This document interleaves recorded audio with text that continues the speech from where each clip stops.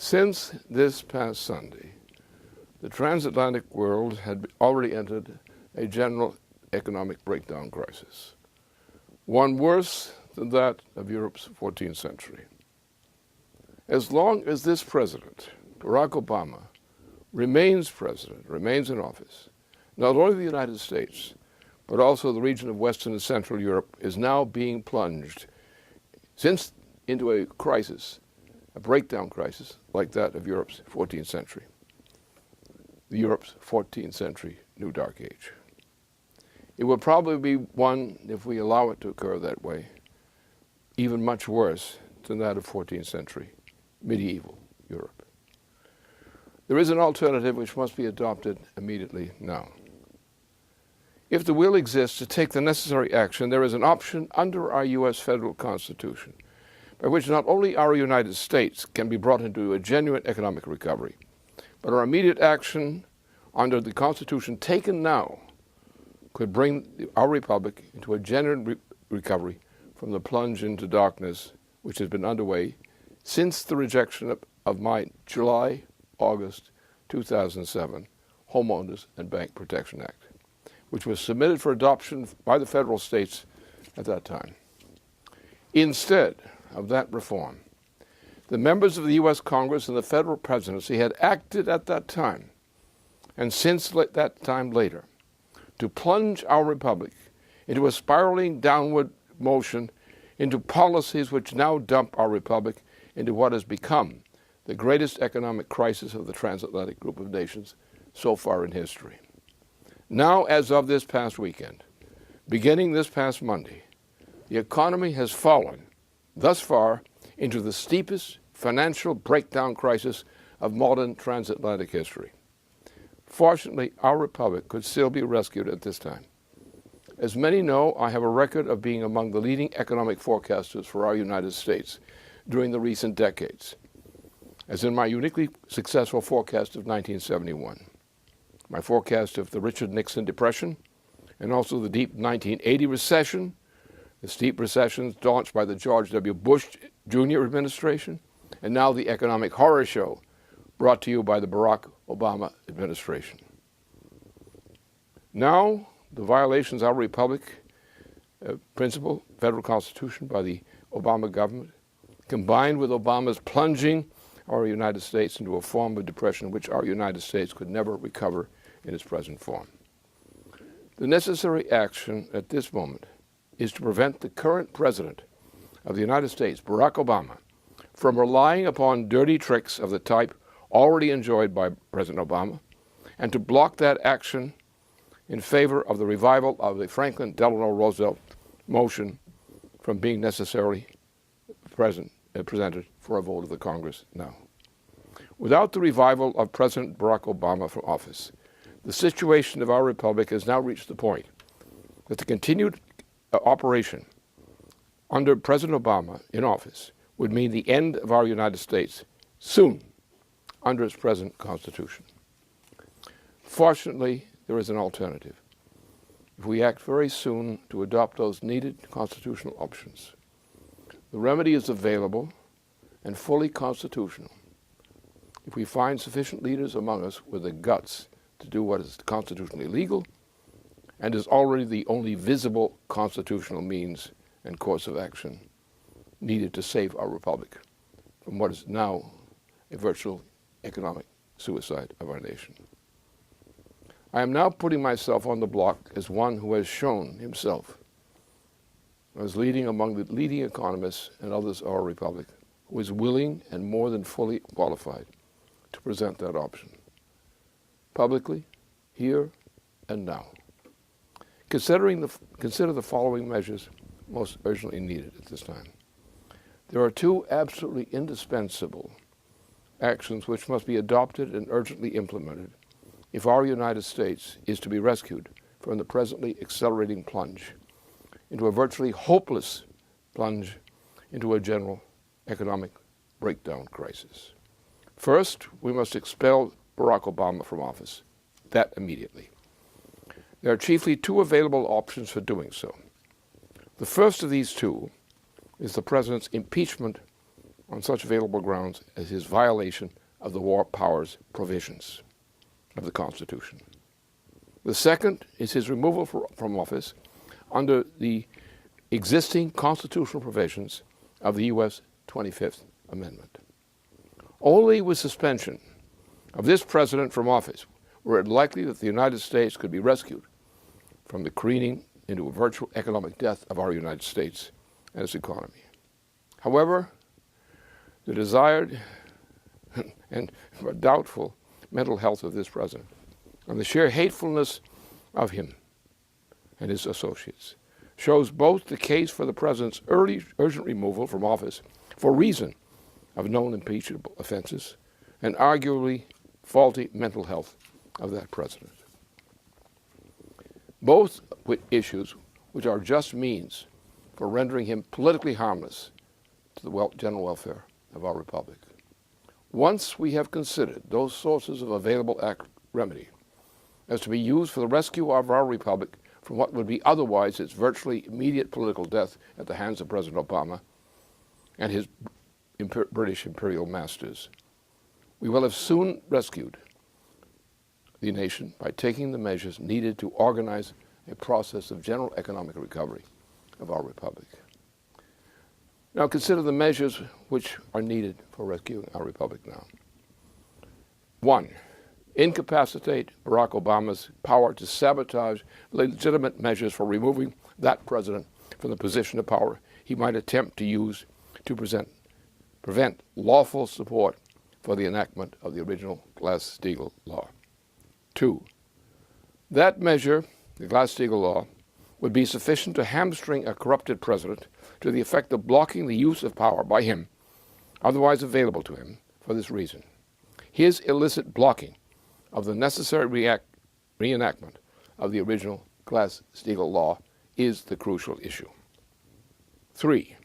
This legitimate action against him separates the legitimate qualities of indebtedness from the speculative form adopted by such agencies as Wall Street and its foreign likenesses. 4. The U.S. law must be improved to replace the notions of money by a system of U.S. constitutional federal credit. 5. Since the residue of salvageable monetary assets in the USA are within the bounds of leftover balance from U.S. credit, it will be sufficient to launch a recovery by these means. The medium of the U.S. dollar-denominated credit system should be employed for such included missions as that. The recovery of the United States, the federal states, from this crisis is now in our hands. I have appeared in this form on this occasion to lead a group of people who are patriots of our nation, who have competence in the matters of which I have spoken here today, measures which must be taken immediately in order to rescue our republic from the great crisis, the threat of destruction, which hovers over it now. There are, in the process of politics, there are very few people who actually in a moment like this are capable, have the courage and insight to guide themselves into taking the kinds of action needed to lead this nation out of its own self-destruction now. There are many people who will say, well, if the time was right, I would support that. If the time were right, I would do that. If the time were that right, I would recommend that myself.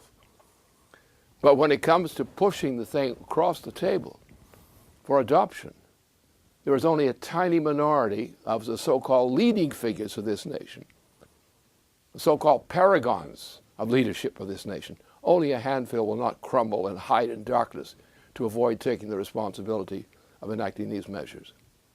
There are only a handful of people in these United States who can go up front, shall we say, in stating these views. There are a more limited number of those who can actually say it, as I'm saying it now. We, in all crises, this is the case. People would say, yes, well, if we all agree, well, we'll pass it, we'll vote for it. And I've sat there and I've stood there and I watched and I watched and I watched.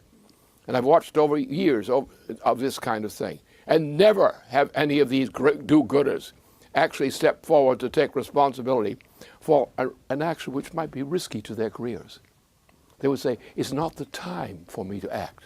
I'm a hero, but it's not the time for me to display this wonderful quality. You know? And therefore it comes always in the history of mankind, in any great movement, to rescue a great nation from its own folly. Only a handful of the so-called leading figures of a nation will step forward to join together in the mission such as that I prescribed here. I'm one of them. I'm taking the leadership on this question. This is not absurd at all. After all, I've been a leader of this nation for a long time, but not always popular with certain circles in Wall Street and similar places. For example, take the case of the SDI. Well, admittedly, it was turned down eventually by the Soviet Union, by a very bad leader of the Soviet Union, who probably died in a fit of guilt. But at that point, I had organized what became known as the SDI in 2000 or 1907. I had organized it, and people had joined me, leading people, say, of foreign nations, not only the United States, but foreign nations, leaders in Germany, leading figures in Germany, political figures, leading retired generals, veterans of the Second World War period. In France, leaders from the remnants of the Gaullist movement in France, the military forces, military leaders of France, and others. We had taken similar actions with respect to places like Argentina, other places. And we had brought together, including the Soviet Union, many people in the Soviet Union had not only endorsed, but had helped to build the design for agreement called the Strategic Defense Initiative.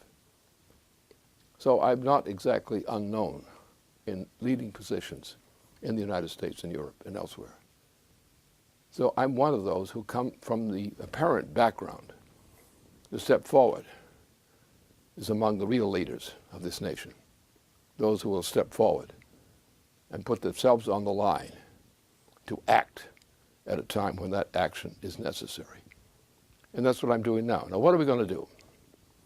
What we're going to do is we're going back to the principles on which this nation was founded, the principles of a credit system. Now, the situation is this. We are so bankrupt as a nation that no ordinary course of action under the present rules of behavior will save this nation from self-destruction in the immediate future. We're about to be obliterated if we continue on the present course. And not only Obama obviously must be removed from power. That doesn't mean you're going to throw him out. It means you're going to remove him from power. Probably will go with the proper thing, is a mental case. He is a mental case. He should be thrown out of office as being a mental case. That's quick and merciful. Nobody has to get killed, except in remorse. Maybe he'll have had a fit of remorse or something. But he must be removed from office now, effectively removed. He may be still standing there, but he's on the gibbet, so to say, the political gibbet, shall we say, waiting for judgment. In the meantime, his making him impotent in power will mean that other people in our government will be able to move with the Glass-Steagall Act. Now, the Glass-Steagall Act itself will not save the nation. The Glass-Steagall Act is necessary as a part of the steps to be taken to rescue this nation from absolute bankruptcy. But it by itself will not save the nation. For example, we cannot use a normal form of reform of the monetary system of the United States. The situation is too bad and too urgent. Therefore, we're going to have to go from the kind of monetary system we had, not a monetarist system, but the monetary system we had at former times, as in Roosevelt's time, and to do something Roosevelt had not really attempted to do explicitly. And that is to put the nation back under the provision of its original Constitution to function as a credit system rather than a money system. There's not enough money that we can create legally and prudently to save this nation. We've gone too far, too long, especially since 2007. Therefore, we're going to have to go to what is enshrined in our original federal constitution, to a credit system. In other words, the federal government will, under law, instead of a money system, will have a credit system. And the credit system will be used not only to get the police, the firemen, and other essential state-level people back into employment, to get federal institutions which are needed back into employment and functioning, but we're going to have to go beyond that. We're going to require a very large and powerful driver for a genuine economic recovery of not only the United States, but also of nations which are friendly, shall we say, or will become friendly to the United States. Right now, for example, in Europe, in Western Europe, from the coast of Spain and Portugal, all the way to the borders of Russia today, there is no sovereignty in continental Europe. It has been destroyed by the present system. Therefore, Europe is right now null. It has no long-term viability.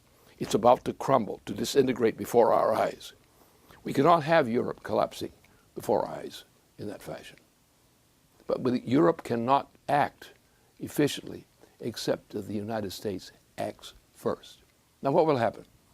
If the United States acts in a way which agrees with what I have said here today, then we are going to go ahead and we're going to create our credit system-based economic system, as prescribed explicitly by the Constitution and implicitly by President Roosevelt.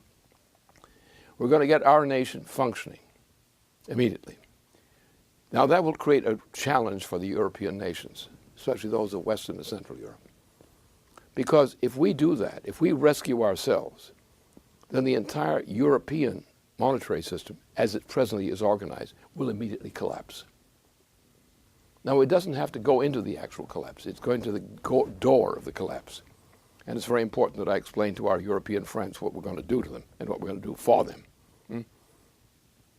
What we're going to do is tell them to join us in a reform of monetary systems of the like, which will enable Europe to follow the same course that we are following.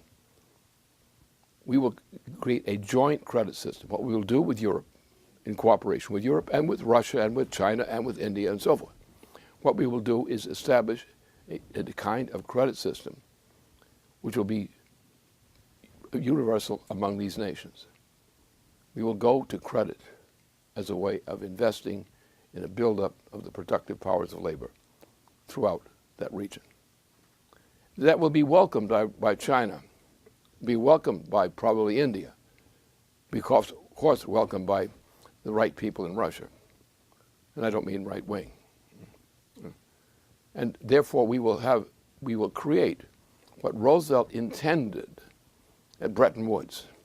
Franklin Roosevelt had intended to create an international credit system, which he had negotiated with people like Joseph Stalin, not the easiest person to deal with in the world. But Roosevelt was successful in getting that kind of agreement. We're going to bring the world together around a credit system. We're going to build a system based on high technology. We're going to increase the physical productive powers of labor per capita. We're going to engage in great operations inside the United States, like NAWAPA, the northern, that particular system. That system will be the driver, and the driver needed on a scale required to not only save this nation, but to start it on a course of accelerating growth. An accelerating role in terms of space programs, in terms of all other kinds of things, which will be engendered by the United States in its spirit, its natural spirit. We have the people who have been long unemployed, who are like me, or people say, why don't you retire them? A bit old, it seems. But we're not dead, and we're not dumb. And that's an advantage. And therefore, we're going to create we're going to create a new future for mankind, the type that Franklin Roosevelt envisaged as a system of credit used to rebuild a shattered world. We can do it. It will work. We simply have to get at it real fast, because people like me are getting a bit old, shall we say, long in the tooth. And therefore, we've got to get this thing started while we're still around. And we have no choice, because if we don't do it immediately, we're going to die anyway. We're all going to go into a bunk. The time has come that we must make the decisions which will save this nation from hell, save Europe from hell, save the world from hell. It can be done. It can be done only and with the bounds of the federal Constitution and the intention of that federal Constitution, by the founders of the system of credit, by the founders of our system republic. It can be done, and it must be done, and it must be done now. If we don't do it, we don't know what kind of hell our people and people of other nations will undergo if we don't get this change now. This is the greatest emergency which I know in all modern history, possibly also medieval history. It must be done. It must be done now. It can be done within the provisions of our federal Constitution, and only within the provisions of our federal Constitution. Because only if we act on our own principle, which is the original federal Constitution, can our action be respected and defended. Therefore, we must act entirely within the provisions of our original federal Constitution, and not deviate from the intention of those principles at any point. Because the first thing we must maintain is the credibility of the action we are taking. We cannot go even to retractive measures which violate that, because our nation has gone too long and too far in violation of its own Constitution. We have a contract with our people, the people of our republic, who may not fully understand all these things, but they're going to look back and wonder if we're putting something over on them. Therefore, we must not only act according to our intention of our original Constitution, we must emphasize repeatedly and explain again and again and again that we are sticking to the commitment which was represented by our Constitution. Because we must secure the lost trust of our government under presidents like this poor George Bush Jr. or Barack Obama, this poor wretched creature. We must regain the trust of our own people, the trust that we are acting in accord with the intention of our federal Constitution. We must not deviate from that. We must constantly discuss that with the people, remind them of this, remind the people of this, and act only under those instructions.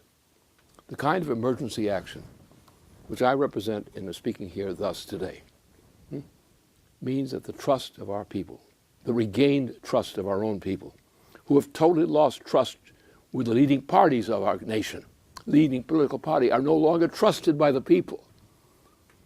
We have most of the people despise our Republican Party, our Democratic Party, for the treasonous actions they have taken against the vital interests and in the cause of great suffering by more and more of our people. You want to say that these parties, represent the people? They've lost all trust of the people. We must restore that trust. We must adhere strictly to our Constitution's intention, its original intention. We must not go beyond the bounds of that without the full consent of the American people for any changes made. And only on that basis can people like me, who are prominent citizens of our United States, but are not really given the power of government, but we will come together to act in concert on behalf of our government according to the principles on which our Constitution was framed. We must, within that limited power we have to propose, we must stick to those principles and make clear to the people again and again and again that it is in their interest and according to our constitutional principles that we are venturing to act an initiative to save this nation from hell right now. Thank you.